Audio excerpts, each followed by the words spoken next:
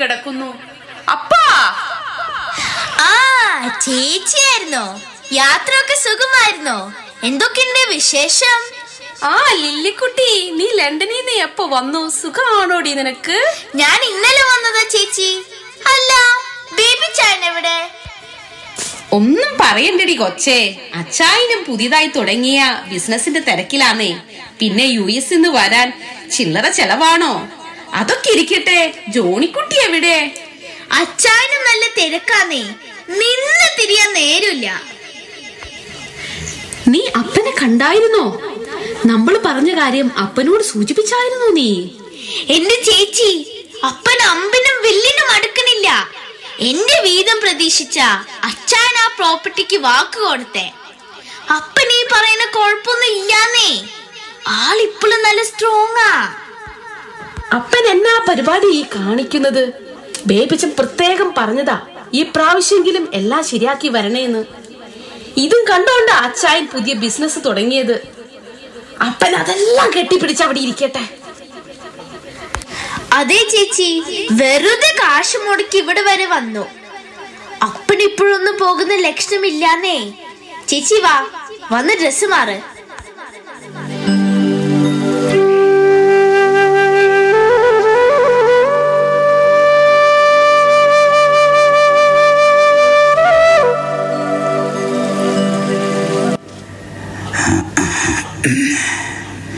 ലില്ലിക്കുട്ടി, മോളെ ലില്ലിക്കുട്ടി, ഇവളിതെവിടെ പോയി കിടക്കുക? എത്ര നാളായി രാവിലെ നല്ലൊരു കാപ്പി കുടിച്ചിട്ട്. കൊതിയാവണം.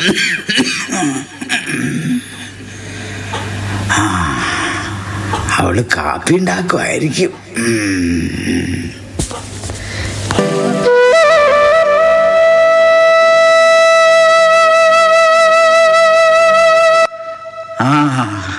മോളിക്കുട്ടി, നീ എപ്പോ വന്നു മോളെ? സുഖമാണോ നിനക്ക്? ബേബിയും പിള്ളേരും സുഖമായിട്ടിരിക്കുന്നോ? ഞാൻ ഇന്നലെ രാത്രി വന്നതാ. ഓ എന്നാ സുഖവാ. എടി മോളെ, നീ ലില്ലിക്കുട്ടിയെ കണ്ടായിരുന്നോ? ഓ ഞാനെങ്ങും കണ്ടില്ല. അവിടെ എങ്ങാനും കാണും. അവള് കാപ്പി ഉണ്ടാക്കുമായിരിക്കും. കേട്ടുപടി മറിയ കൊച്ചേ, ലില്ലിക്കുട്ടി കാപ്പി ഉണ്ടാക്കുക. ഒത്തിരി നാളെത്തി. ഇന്ന് നല്ലൊരു പ്രാതൽ കഴിക്കണം. അല്ലേലും ലില്ലിക്കുട്ടിക്കാ അപ്പൻ്റെ ഇഷ്ടങ്ങളൊക്കെ നല്ലോണം അറിയണേ. നിനക്കറിയോ, നിന്നെ മുറിച്ചു വെച്ച മാതിരി അവള്.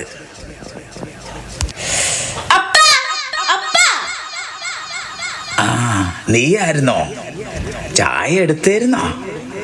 പഞ്ചസാര ഇടണ്ടായിരുന്നു. അപ്പൻ ഈ പ്രായത്തിലും പഞ്ചാരയാണെന്നാ ചോര പരിശോധിക്കാൻ പോയപ്പോ നേഴ്സൂറ്റ് പറഞ്ഞേ. ചായ കോപ്പ്. അപ്പന് എന്നാ പണി ഈ കാണിച്ചേക്കണേ? എന്താ മക്കളെ, അപ്പൻ എന്നാ ചെയ്തേ? അപ്പൻ ആ ബെഡ് മുഴുവൻ മൂത്രമൊഴിച്ച് വൃത്തികേടാക്കി വെച്ചേക്കാം. എന്നാ ഒരു വെടുക്ക് സ്മെല്ലാ. ഇല്ല മക്കളെ, അപ്പൻ അങ്ങനെ ചെയ്തിട്ടില്ലടി. അപ്പൻ ബെഡിൽ മൂത്രമൊഴിച്ചിട്ടില്ലാന്ന് പറയണേ? ഇല്ലടി, ഇല്ല മക്കളെ, അപ്പൻ അങ്ങനെ ചെയ്തിട്ടില്ലടി. അപ്പനെ വിശ്വസിക്കുമോളെ. പിന്നെ എന്താ ഈ കാണുന്നേ? മടക്കങ്ങട്. മോളെ വേണ്ട, മോളെ വേണ്ടടി. നീ എന്താണ് കാണിക്കുന്നേ? അപ്പനെ നീ കൊല്ലാൻ നോക്കാണോ? ചേച്ചി ഞാൻ വേണ്ട, ഒന്നും പറയണ്ട, ഞാൻ കണ്ടതല്ലേ.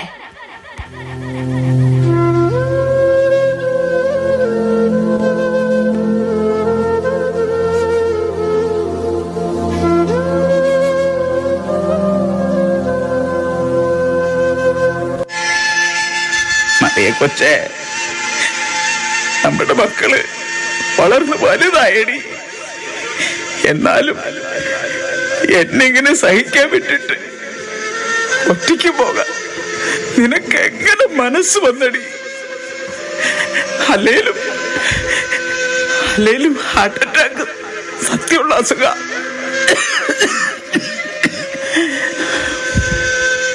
മറിയ കൊച്ചെ, നിനക്ക് ഓർമ്മയുണ്ടോ നമ്മുടെ ലില്ലിക്കുട്ടിയുടെ ചെറുപ്പം എന്നാ രസമായിരുന്നു.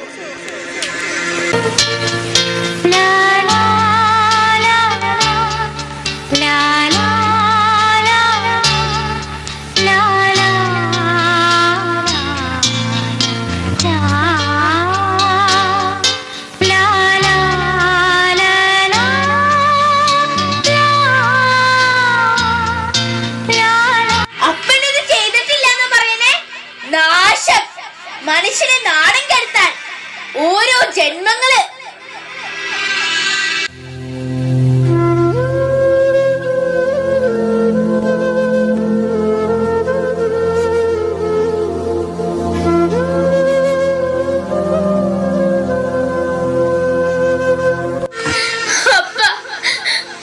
എന്നോട് ക്ഷമിക്കപ്പ, ഞാൻ അങ്ങനെ വിചാരിച്ച് പറഞ്ഞതല്ല. അപ്പോഴത്തെ ദേഷ്യം കാരണം പറഞ്ഞു പോയതാ. എന്നോട് ക്ഷമിക്കപ്പ. സാരമില്ല മക്കളെ, സാരമില്ല. 90 കൊല്ലം ഉപയോഗിച്ച സാധനങ്ങളല്ലയോ മക്കളെ. പിച്ചാത്തിയാണേലും കുറെ കാലം ഉപയോഗിച്ച് കഴിയുമ്പോ തേയ്മാനം വരത്തില്ലയോ? 90 കൊല്ലം തൂറിയ ചത്തിയല്ലേടി, പിടിച്ചെടുത്തെങ്ങും നിക്കണില്ല മക്കളെ. ഒരു ഘട്ടം കഴിഞ്ഞ ഇതൊന്നും നമ്മുടെ നിയന്ത്രണത്തിലല്ല കുഞ്ഞെ. മുടിയാനെക്കൊണ്ട് ചാകാതിരുന്നാൽ എന്ത് ചെയ്യുമെന്ന് പറ. നീറാണോ താനെ കടിച്ചങ്ങ് ചാകാന്? നോക്കുന്നവർക്കൊക്കെ വശം കെട്ടുപോകുമെന്നറിയാം. എന്നാലും അവനവന്റെ മനോമൂത്രവും ഒരു ശീലമായി കഴിയുമ്പോ ഞങ്ങൾക്കൊന്നത് നാറത്തില്ല മക്കളെ. മൂത്രമാണേലും സ്വന്തം അല്ലേടി. എന്നാ ചെയ്യാനാന്ന് പറ. തമ്പുരാൻ മുകളിലോട്ടൊന്ന് വിളിക്കണ്ടേ? അപ്പ എന്നൊന്ന് വഴക്കെങ്കിലും പറയപ്പ. സോറി അപ്പ, എന്നോട് ക്ഷമിക്കപ്പ, പ്ലീസ്. മക്കളെ, അപ്പനൊരു അഭിപ്രായം പറയട്ടെ. ഈ പത്തനാപുരത്തൊരു ഗാന്ധി ഭവൻ ഉണ്ടെന്ന് കേട്ട്. പ്രായമായവരൊക്കെ മാന്യമായി നോക്കുന്നെന്നാ കേട്ടെ. നിങ്ങള് ക്രിസ്മസ് കഴിഞ്ഞ് പോണേന് മുമ്പ് അവിടെ ചെന്നൊന്ന് അന്വേഷിച്ചിട്ട് അപ്പനെ അവിടെ കൊണ്ട് ചെന്നാക്ക് മക്കളെ. അവസാനം ചത്തു കഴിയുമ്പോ എന്നെ കുട്ടനാട്ടി കൊണ്ട് കത്തിച്ച് കളയാൻ പറയണേ.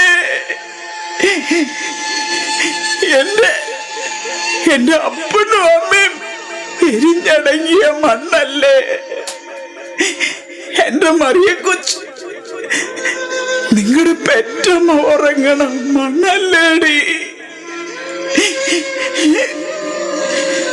ഇതിപ്പോ പേരറിയാവുന്ന ദൈവങ്ങളോടൊക്കെ എന്റെ മക്കൾക്ക് വേണ്ടി ഈ അപ്പം പ്രാർത്ഥിക്കണത് എന്താണെന്നറിയോ?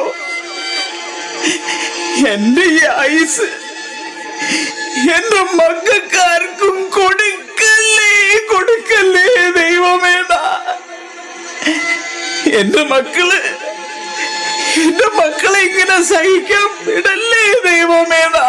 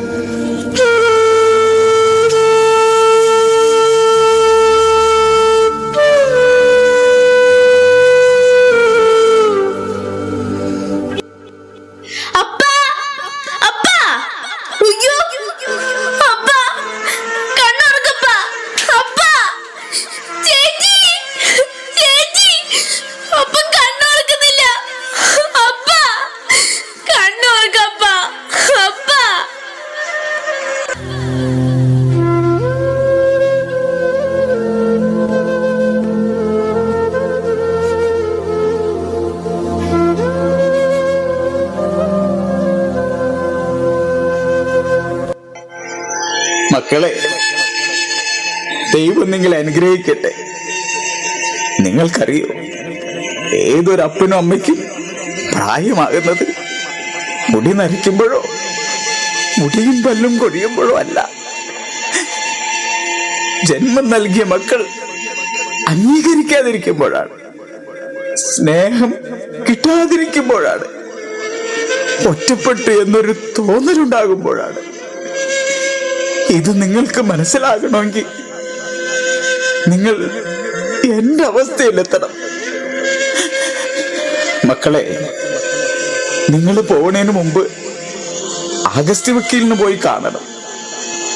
നിങ്ങൾക്കുള്ളതെല്ലാം അപ്പൻ വർഷങ്ങൾക്ക് മുമ്പ് എഴുതി വച്ചിട്ടുണ്ട് മക്കളെ. ആർക്കും ഒരു കുറവും വരത്തില്ല. ഇതാണ് മക്കളെ അപ്പൻ എന്റെ മക്കൾക്ക് തരുന്ന ക്രിസ്മസ് സമ്മാനം. മക്കളെ, ദൈവം അനുഗ്രഹിക്കട്ടെ.